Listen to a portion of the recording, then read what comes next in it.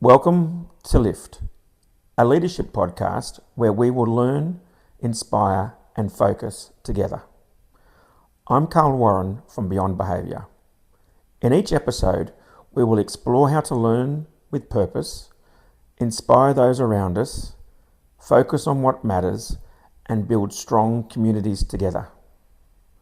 You will gain insights that are practical and relevant for your own leadership journey.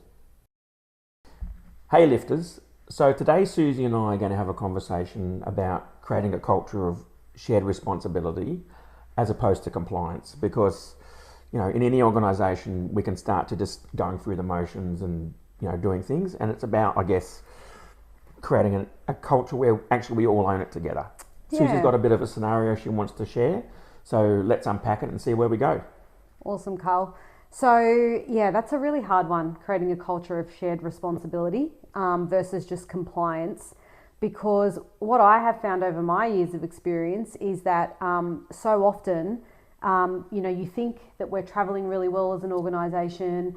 We on the surface, we seem to be doing, the things that we need to be doing. And then you may ask a question as a leader where you suddenly find out, we haven't really understood whatever the task is, or we haven't really, we don't really believe in it. We're just doing it to get through the motions. And so a scenario I wanted to unpack was, there was a really great question that was asked of me as a leader the other day. And it was just a question asked of curiosity around, if I had to ask people in our organisation about our plan, our school plan. And for other organisations, it might be, whatever your plans and goals are. What would your people be able to say to that? And how well can they answer it? On a scale of 1 to 5, is it going to be that they'll go, we have a plan, it's over here? Or is it going to be more like, okay, these are our goals and this is what it means and this is what it looks like on the ground? It was a really great question. And so as I kind of pondered that question and then started to ask my people, it's really surprising when you start to hear that people don't necessarily know, in this instance, don't know the plan as well as you thought that they should know the plan. And I use the word should because often as leaders we really think, but we've done the training, we've had the conversation or whatever, and therefore my people should know it. But what I have found is that it's not until you start digging a bit deeper with your questioning that you really get some insight. And in some cases, it's things that you thought maybe we've been doing for a really long time. Yes. It's like we're 3 years into this process or whatever it is that we're doing, and you realise that in fact people are just ticking along. They haven't perhaps connected dots in terms of how it all works together. They're more in their own little rut or groove, whatever you want to call it, and just going through the motions. Carl, that's a good one, because you're right. Sometimes we've started things and we really start strong. And we have, there's inquiry and people are contributing to a shared understanding. But then you're right, it takes a bit of time, and then you come back to it in a few months or perhaps a year and you dig a bit deeper and you go, hang on, we're not where we should be. So there are things that happen in any organisation. You get a turnover of staff, you get fatigue, you get to a certain level compliance, and you also get complacency. Right, so you get these things. Comfort is another C word, right? Comfort, complacency, compliance. They all become sort of problematic in terms of sustaining high levels of drive and high levels of outcome or output, right? So as an organisation then, from a leadership perspective, it's okay, so how do we as leaders deal with those 3 C's? Comfort, compliance, complacency, and drive towards something which is way more purposeful, intentional, and more importantly, stronger and better for what we're trying to achieve for our purpose, right? So that's, I guess, what you're driving at, Suze. 100%. The question I want to ask you is, you mentioned that leaders have to drive that. Why is that so from your perspective? Well, because we drive everything. Because I actually believe that the comfort and all those other things often comes from the top. We haven't asked the right questions. We haven't dug into the right things. We haven't looked for pieces of evidence. We may not have, when we set it up, set it up to find the pieces of evidence. We may not, however that happened. Sometimes, like when you start something for new and it's fresh, We've all got lots of energy. Maybe I'm just tired. Yeah. But I have to reflect on myself as a leader then and go, all right, let's re-energize myself. Let's get that going. And then I have to drive it. If I'm not going to drive it, then, how does that work from a leadership perspective? Yeah. I mean, you're absolutely right there, because I think it does take energy. Oh, huge. And it takes so much effort as a leader. And I think that's a contributing factor, because I know, a colleague and I were planning how we're going to, start improving this. How do we go back to owning a bit more of this so that we can create a culture of responsibility rather than compliance? And one of the things that we were discussing was, it's not so much the dread, it's the angst of, we know that we're going to have to go back to the learning pit, because we've got to sit in a bit of discomfort, right?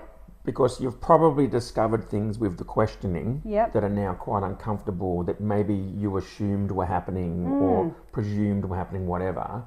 And now you're sitting in the discomfort of that and going, actually, it's not how we thought. I believe when you start learning something like that, you've actually got to sit with it for longer to really truly understand it, which means you've got to sit in the mess for longer. Exactly. You've got to ask more questions, not less. Yeah. You've probably got to dig harder and actually question yourself more about how did we get here? Where am I actually at? Where is my organisation at? Where are my people at? To really find a good answer to that question, or to those questions about how do we move forward. Yep. What we tend to do, Suze, is actually start trying to fix the problem before understanding the problem. I was just about to say that to you. What we're finding as the leaders, now that we're in this predicament, Yep. our first thought is like, oh gosh, how are we going to fix this? Yep. And we actually, as we were discussing it, we're like, no, it's not our job. Well, it's not that it's not our job. We can't own the solution. It has to be collectively. We've got to come to that collective understanding with our people. Absolutely. And the best way to do that, like you say, is ask the questions, which means I have to shut up, I've got to sit on it, and Correct. I've really got to get it out of my people in terms of what are their thoughts and opinions. And that's going to take time, right? Yeah. So you've got to, that means, you've got to be asking the right questions, and then you've got to give people time to process it, understand it for themselves, work it through, so that you actually are taking them with you. Yeah. Of course, perhaps there's a couple of things that have happened. Either maybe people have forgotten, maybe they've got tired, maybe you've had staff turnover. All these things have happened, but you've got a loss of contextual knowledge and understanding, perhaps about why we're doing all of this stuff. And you need to go back to that. You need to go back to your why, about why did we start in the first place? Which is establishing that common understanding and common purpose, Yeah. right? And I think, Carl, the question I wanted to ask about that is, why is it important? I mean, I totally agree it is, but from your perspective, why is it important that we all collectively contribute to that shared vision and shared goal, when it can be so much easier for me as a leader to go, this is what this is the direction we're heading in, follow me. So you do that, it will last 5 minutes. Yeah. And that's compliance. It's so true. Right? You do that and it lasts 5 minutes. Yeah. You've just got, people will do it for as long as you're around, bossing them, telling them what to do, but that is totally the compliance model. Yeah. You want them to own it, Suze. You want them to take it on board and share it with you and own it for themselves. It has to have meaning then. Yeah. It has to connect with their values, with what they believe in, with why they come to Which work has every got to day. go back to that heart concept, right? It's got Absolutely. to connect to the heart in order to really make a difference. Yeah, and that takes time. Like, you've got to know your people to do that. Yeah. You've got to know where their hearts are at. You've got to make sure you're actually spending the time to connect with them at that level, so that then when you're talking about it and how it resonates with you, they're getting the message from you as well. It's really, really important. And again, this takes lots of emotional energy. Yeah. Yes. This is not easy to do. Yes. And you're going to have to spend some time making sure, like this, the self-reflection on that.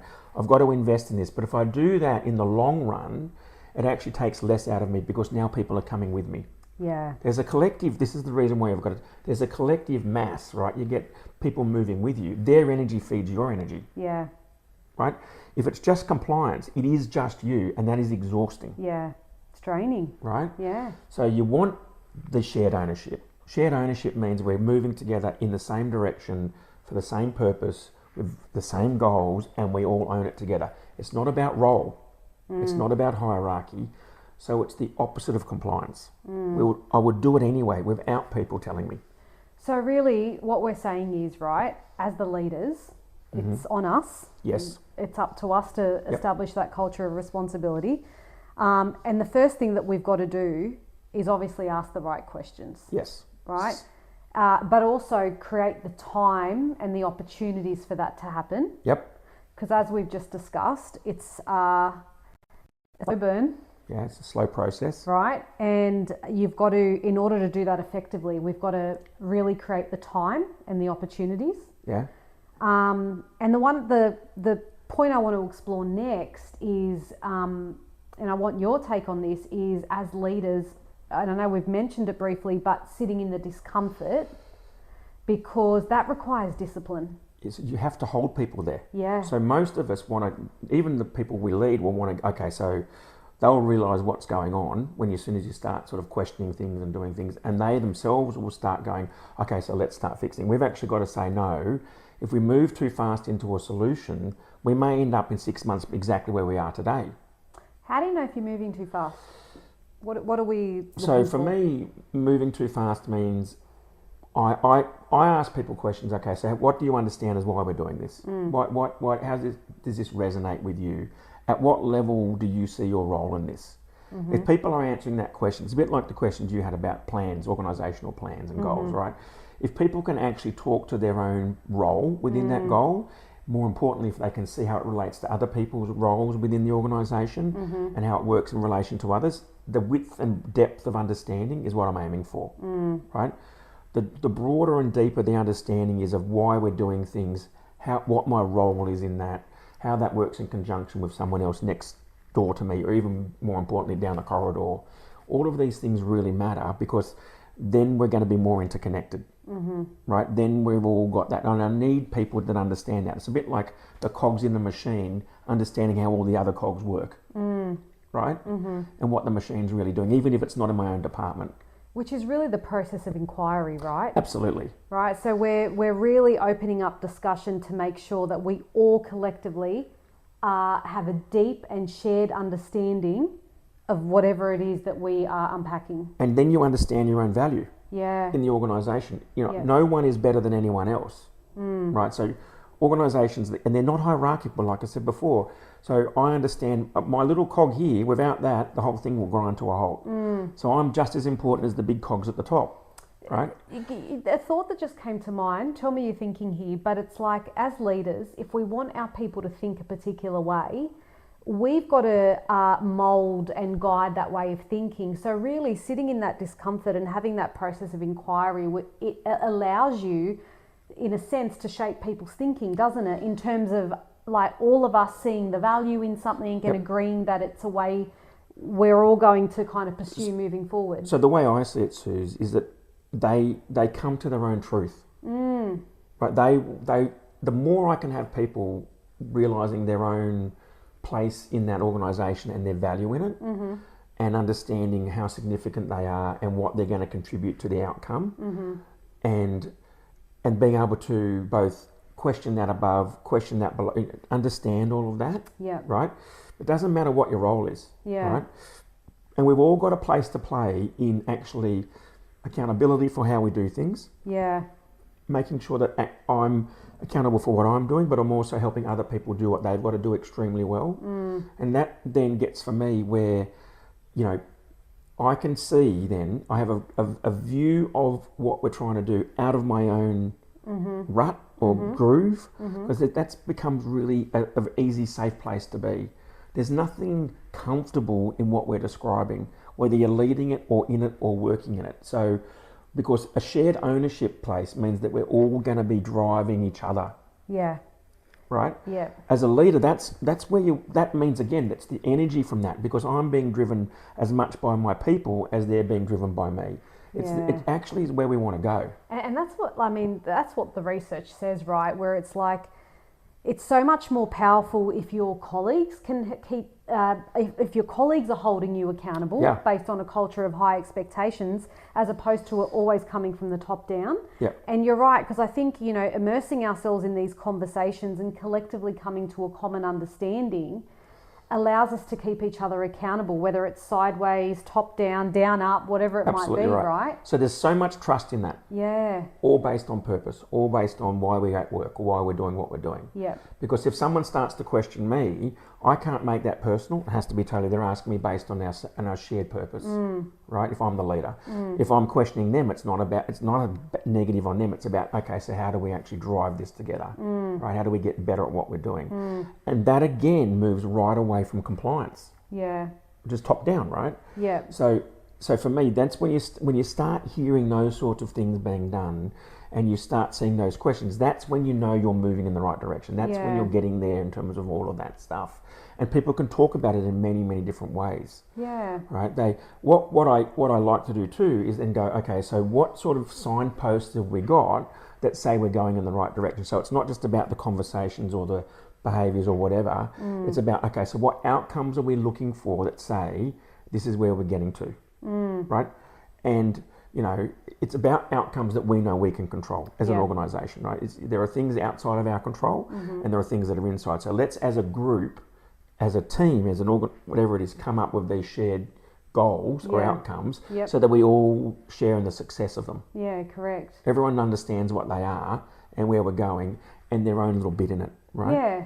I do like that bit in terms of everyone being accountable for something, because one thing I wanted to explore a little bit, if we go back to that relational trust piece that you mentioned, I think, I'm very conscious of this as a leader, leading these conversations, but I know how important it is to me that if I have a leader that I'm working with, I really want to know, in order to trust my leader, I want to know that my leader's really being open to me, saying whatever it is that I want, sharing my opinions, beliefs, my thoughts, without it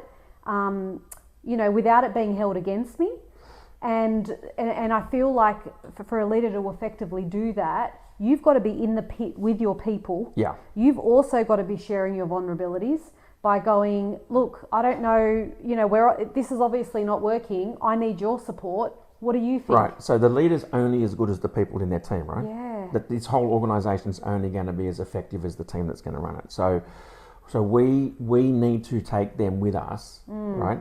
One of the hardest things that leaders, from a leadership perspective, creating this shared ownership is about not just trusting my team, but actually trusting myself in relation to my team.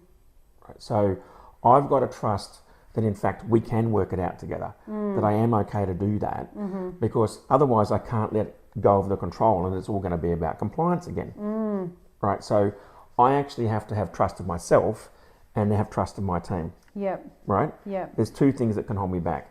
So when I start thinking about my own vulnerability, I actually have to say, look, we have to do this together. We might have let it slip. We might have done these things, but collectively we're going to work it out. Collectively we're going to solve these problems. Yeah. Collectively we're going to come up with a solution. And that's what I truly believe. And if I'm calm enough and I trust myself in that process, then people are going to follow that. That's the leadership challenge. That piece about trusting yourself and being calm is super important, because I know at the moment, if I use a current example, a colleague and I are planning on having a conversation to address a goal that we've wanted to pursue across our school, and it hasn't gone as strongly as we hoped it would, and we're not seeing the evidence of it, and we've started to ask questions, and there's just a few things that help us go, no, we need to do this a bit better. We've got to come back to the drawing board with our executive team. As I'm planning it out with my colleague, I'm very well aware that because it's her baby, it's an initiative she's led across the school. Yep. It's so easy to really own that and feel like, well, perhaps I've let the organisation down, or perhaps I haven't done enough. And so your ability to lead that conversation, take your ego out of the picture, absolutely. and just go, the reason I'm leading this conversation is because our purpose is this. So again, the culture, the issue, if we've got issues with a culture of compliance, that's the leader. Yeah. You actually have to say, it is on my watch. Yes. Right, you have to be vulnerable enough to say, authentically say, this is on my watch, this is my thing. Yeah. Right? And I want to improve this. I want to improve this. I need you. Absolutely. Yeah. Without you, nothing is going to happen. Yeah. Right? It's a no fault, no blame thing. Yeah. It's an ownership thing. That's what it is. Yeah. Right? So the leader has to own it first. That's Yeah. right. The leader has to own the problem first, and then help everyone else own and understand the problem to then find the solution. Because you're right, Carl. If there is blame, or if there's perceived, like if people feel judged, then really we're just creating more of a culture of compliance, because people aren't going to be honest. Absolutely not. Right? So, and again, this is what worries me about how we get to where there's a culture of compliance. Is there a level of that going on? I don't know. So that's part of the painful process of the questioning. You've actually got to sit with the questions of, how did we get here? Yeah. Right? Before we try to find a solution, how did we even get here? Right? Is it about a trust problem? Is it about these things? I don't know, Suze. Yeah. What I do know is that every organisation has to ask those questions. Otherwise, we end up with, compliance. We end up with comfort. We end up with these things. That's the problem, right? Yeah. So we've got to be asking the right questions. What is going on? Looking for the evidence. Yeah. Doing these things. As the leaders, we have to be doing that. We cannot get comfortable. So, Carl, the first thing we did say was that you've got to start asking the right questions, right? Yep. How does a leader do that when, on a surface level, things appear fine, things seem to be flowing smoothly? So, at what point do you, as a leader, do you schedule check-in points? What do you do? You set up evidence-based stuff. So, again, I try to go, all right, so when we're setting up any sort of organisational accountability, what are our evidence points? What are our places of, what are we looking for in terms of outcomes for kids? What are the practices we want to see? What are the things that we want to hear being talked about? What are the behaviours I want to see around the organisation, right? So these are the things, is it a programming? There's all these things I want to see as pieces of evidence that would then help me confirm or not what I'm questioning, right? I tend to not rely necessarily on just one source of evidence. Yeah, that's a good point. Right? I don't want to just go on, this person's telling me this. Man, that's a lot of, you're putting a lot of weight on what... I was going to say a lot of weight on, right? on one person. So someone's saying this, but what actually am I saying in practice? What am I saying over here? What's happening down, when there's no one around? Yep. Right? It's that sort of stuff that you've got to look for. And again, as a leader, it's almost like, you've got to have that's not comfortable to do all of that. No. But there's in no way, it's not micromanagement, but it is accountability. Right? And so these things matter, and you build into, when you start setting these things up, you build in areas of accountability, not because you're looking for failure, actually because you're looking for success. Accountability isn't a good or bad thing, depending on what you're seeing. Right? And I do like, what you're saying here is that if we are really creating a culture of responsibility and shared ownership, then what that really means is we obviously have the relational trust to have allowed us to get there. Yep. But then that means that our people are going to question us. Absolutely. And they're going to hold us accountable. And I know as a leader, Carl, when I first started in this journey, I was a little petrified of that. Because if someone's going to question me and I don't have the answer, what on earth do I do with that? Yeah, you have to have the trust, mate. In your people. In yourself. Leadership isn't about having the answer. Leadership is about being questioned, absolutely, because that's what's going to make me better. Yep. So I need the questioning, and I'm asking for the questioning. Me as a leader doesn't mean I have to have answers. It does mean I have to sort of go, okay, so let's work it out. And trust myself that I can work it out. Yeah, so what do you mean by that, trusting? Because that's a big one, trusting yourself. So again, this is organisational trust comes from the leader trusting themselves. Oh, that's big. Right, so organisational trust comes top down, right? Yeah. So if the leader doesn't trust themselves, the organisation won't. It'll always question it, and it will always be a bit scared of the answers. Right, so this is how sometimes we can get where we are. And you actually can, when you're not trusting yourself for some reason, you then actually can very easily get into compliance, comfort, and all of those things, because you don't really want to see the answers, right? So part of trusting yourself is actually going, no, this matters enough for me, and it means enough for me that I'm going to now drive myself. And that's perfectly okay. The questioning that I get helps me to do that smarter. Yeah. Really great leaders employ way smarter people than them. Yeah. And Right? not be scared of that. they embrace it. Yeah. They relish it Yeah. because actually it makes their organisation better. The opposite of compliance, Suze. 100%. That is totally about shared ownership. So when you look at an organisation, and again, when I'm looking at what we're trying to do, I want us to have really, really smart people doing what they're doing in my organisation in the best possible way.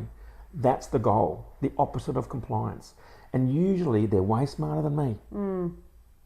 Because they will ask those challenging questions, and they'll go to places that perhaps we're not brave enough or dare to go because we don't have that skill set, and Absolutely they do, right? But what a joyous job. Yeah. What a joyous job to have really, really smart people doing amazing stuff for things that you care about.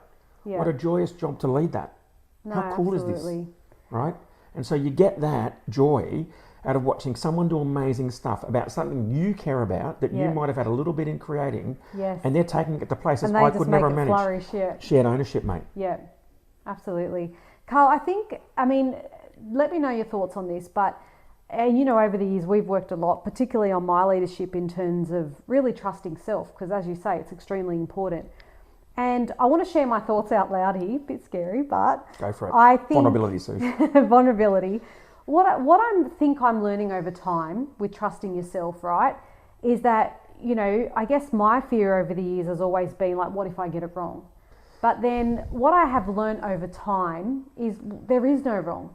And at the end of the day, if I as a leader have this opinion and then I'm with my people and we're exploring a concept and we're inquiring and we're really challenging each other, at the end of the day, what we collectively agree to do is the right thing Correct. at that point in time. Yep. Even though maybe a year or two down the track we look at it and we go, oh God, that was terrible. What were we that thinking? point yes, what were we thinking? Yep. At that point in time, that was our truth. Absolutely And right. that's okay. That's what I'm learning. Trusting That's self exactly right. So you're trusting yourself Yeah. and your organisation and your understanding of how people operate and where you're at a point in time. Mm-hmm. Right? It's points in time, mate. It's all about growth. We've all got to learn. Leading is all about learning. Yeah. It's not about knowing. Yeah. So I've got to be okay at a point in time and then go, okay, so this is what works best for now. Yes.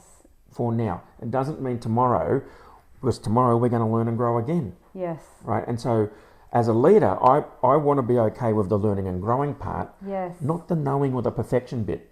Because, perfectionism isn't really the goal, right? You are so spot on with that, because that's what it is, right? It's the learning and growing. What people think, and this is how we get back to the compliance problem, Yeah. people think if they become compliant when they think the leader knows. Yeah. When the leader can actually say, we will learn together, Yep. then it's about ownership, not compliance. Right? So again, what we're talking about here is all of these things are getting to the same culture, Suze. Yeah. Right? So if a leader is okay with not knowing, then you get more shared ownership. When leaders Yeah. look like they know everything and they know it all and then why would anyone else bother saying anything? And then if a leader does present that way, then we're not challenging assumptions, No. right? And hence there's more compliance because no one dares to go, Ooh. well, I disagree. Who could No. challenge that? They look like they're Yeah, God, right? correct. So, and again, that leads to get more compliance, right? And Yeah. so, this is how, as a leader, you've got to be doing these things.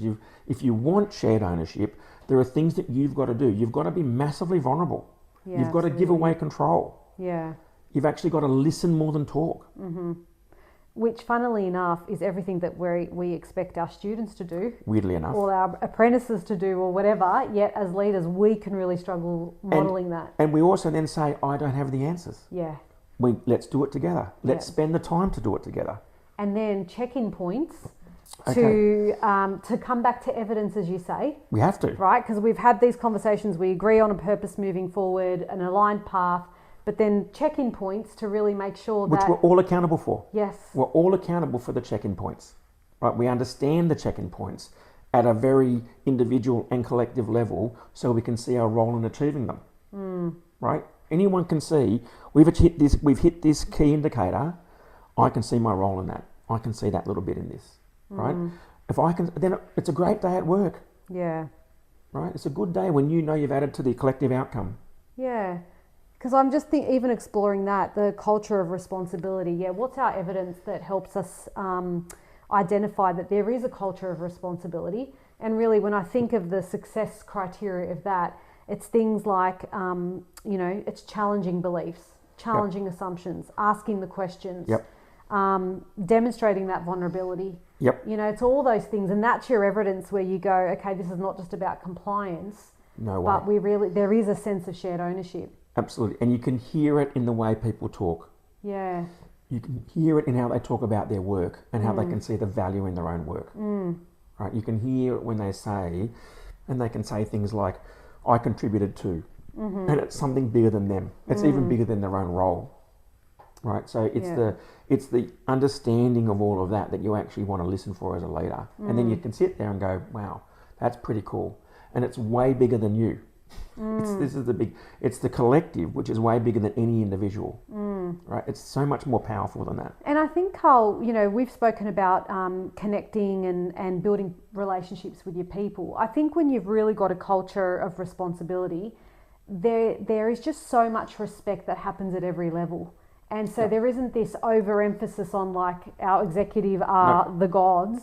It's a real respect and a shared understanding that every single person in our organisation has a role to play, and we're all as equally as important as each other. Interdependence, right? Yeah. So we're interdependent. We can't go, oh, look at you.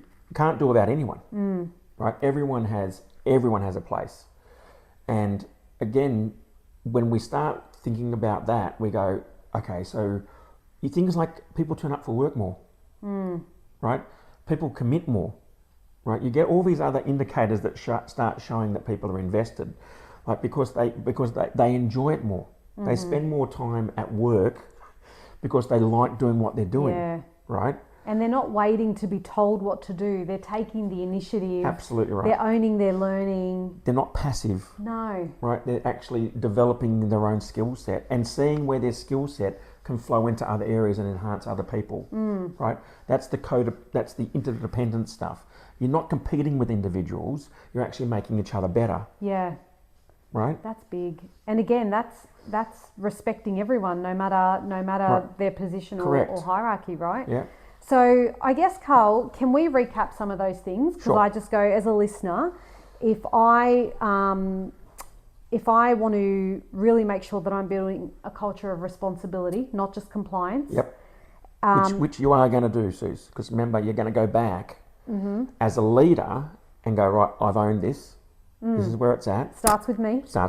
Yep. Right, you're going to go back, because this is the scenario we raised, right? We're going to go back. Let's go back and go, right, I'm going to own this. I'm going to be vulnerable in that. I'm going to identify and own the problem first, not define the problem, because that's actually much more of a shared process. Right? Not define it because I need to ask more questions and look for different evidence. Defining the problem will then sitting in the discomfort of that. Right, staying with that for a while, so everyone gets that feeling, because discomfort will help us to not do it twice. Right, unfortunately or fortunately, we learn through that.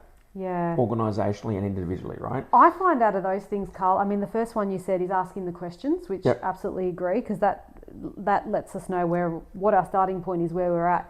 That one about sitting in the discomfort, as we said, really tricky, and it's so hard to sit in that space and not rush through it because we just want to get the discomfort out of the way. You've got to hold it. That's the part I just want us to emphasise. You've got to hold it, and I actually got to say, leaders have to hold it for longer than anyone else. Yeah. Like the leaders have to. We might have seen the problem first. We now start to question it. We start to move it into other people. So we've had the discomfort for longer than anyone else. Right. We've now got to hold it for as long as we possibly can to make sure as many people as possible share the ownership of the discomfort, because it's the ownership of the discomfort, pain, or whatever you want to call it, that actually means no one wants to come back to this. Right? If that's the case, no one wants to go back. Okay, so now we're invested in never going back to that. So how do we move forward? So where do we go next? What are we aiming for now? Right? How do we then drive and we go back to our purpose then, right? So we're coming out of the discomfort and then moving forward into redefining purpose and values as an organisation, as a collective. So we're all got shared ownership of that. Over that, yeah. Again, it takes time. Yeah. But you moved out of the discomfort into that. Yeah. right? And as you start to do that, you're going, all right, so what is my role then? How does my role work in relation to this? And we help people get some clarity on that, so they can truly understand with clarity what their success criteria is in terms of our purpose. And that success criteria, again, it's got to be a shared, or there's got to be a collective understanding around that. We've got to collectively come up with that. Yeah, so I have to know mine. Yep. You have to know yours. We have to see how yours and mine tie together to get to the same one. How it aligns together, right? yeah. Okay. Yep. I have to understand to some extent how my success criteria interact with yours. So how do they act? What's the relationship between what you're trying to achieve and what I'm trying to achieve, and how do they work together? Right? Obviously not the same, perhaps, maybe they are, but the fact of the matter is we need to understand them, not just our own version. Right? And that, because part of how we got to where we were is everyone was stuck in their own rut. Yes. Going through the motions. Going through the motions. Yep. It doesn't, so as soon as we get shared understanding of that, then in fact, then I can start to then go, all right, now they understand, and we then get collective questioning going across. So, you'll be asked, so this is your goal and that's my goal. How do we actually work towards that together? To that shared vision or... Correct. Or, yeah. So we're now horizontally Yep. doing that. Again, not top down, not compliance based, but collectively as groups, as members of our organisation. Right? We're actually going, so how does my purpose or my success combine with yours? How do we do that better for each other? Do you know, I think sometimes the best people to help ask the right questions are those that are coming into your organisation with fresh eyes. Yeah. Those who, you know, can plead ignorance because they really don't have any idea, and they can ask the most basic of questions, and sometimes there's crickets in the room and you go, oh my gosh, so that sometimes is what can trigger this whole thing, Suze. Correct. And again, I look at that and say, in some ways that's again a bit of a problem with the leadership, because I could have asked the same questions. Why did I need the fresh eyes to do that? Correct. Right? Yeah. So there's no mortgage on questions. Anyone can ask questions. Maybe I, you know, even I got complacent about my questioning. Yeah, that's right. So again, when I start to now get our success criteria defined, I then go, okay, so what questions do we have to ask ourselves, each other, and do I have to ask my people so that we don't go back to this again? Yeah. In a weird way, you've got to build your questions into the structure that you've now got. Which is what you were saying before, right? It's looking at that evidence and going, what are our check-in points throughout this process? Very, very crucial. And everyone needs to understand not only their own, but each other's. Yeah. Because then there's shared accountability, right? Okay, and that's when we can actually get that, then people will start, oh yeah, because I can see how my stuff connects to yours. That's really where I'm going for. So again, the evidence-based questions is really where we want to get to. Yeah. So we don't come backwards, Suze. Yeah. And I think finally, Carl, I guess to wrap up is really acknowledging that along this journey, we've just as much as we've got to check in and make sure that we are holding ourselves accountable to where we said we would be, we've got to celebrate along the way, don't we, with our people? Yeah, and so... acknowledge the growth that we're making. Yeah, well, because that's accountability.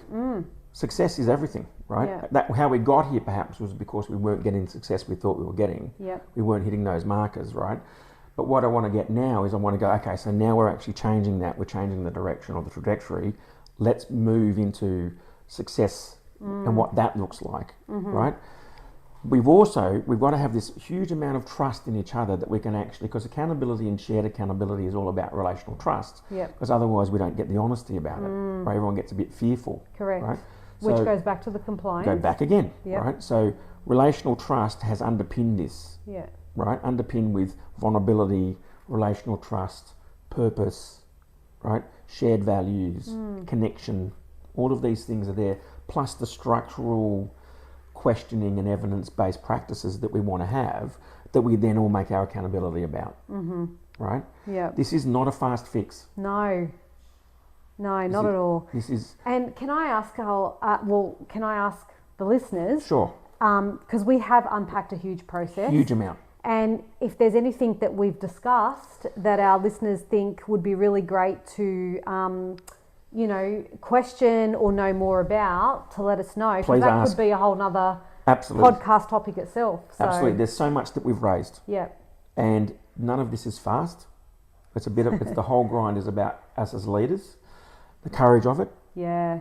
And again, if anyone out there wants to really dig into some of this stuff, relational trust or even, evidence-based practices and so on, please ask us. It's the sort of stuff we love to talk about and we enjoy doing. It's been fantastic. Thanks, Suze. Thanks.